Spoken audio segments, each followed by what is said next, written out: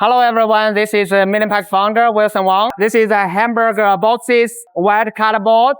All of this is semi-finished material. The workers will take the material, this material on the machine. And the workers take the material here. She will take the material, put on the machines. The machine will be automatically through the machine, the paper, and here it will be glued. There is glue inside.